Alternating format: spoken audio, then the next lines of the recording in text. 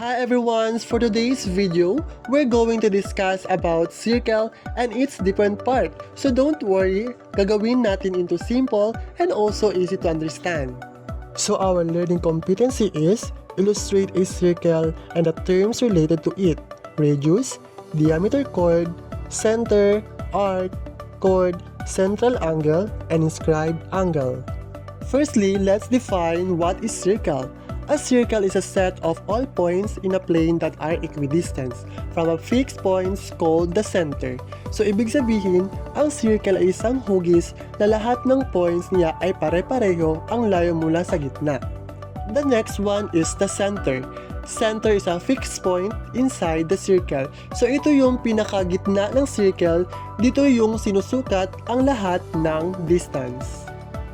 Radius. A radius is a line segment from the centers to any points of the circle. So, ito yung linya mula sa gitna papunta sa gilid ng circle. The next one is the diameter. Diameter is a line segment that passes through the center and connects two points on the circle. So, ito yung pinakamahabang linya sa loob ng circle kasi dumadaan siya sa gitna from one side to another. Then we have chord.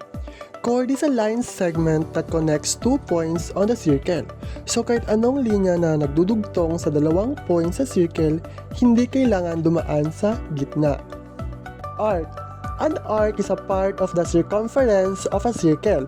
So ito yung kurbadong part ng circle, parang maliit na portion ng bilog. Then we have the central angle. Central angle is an angle whose vertex is at the center of the circle. So ito yung angle na ang point niya ay nasa gitna ng circle. The last one is the inscribed angle. Inscribed angle is an angle whose vertex on the circle. So ito naman yung angle na ang point niya ay nasa gilid ng circle, hindi siya sa gitna.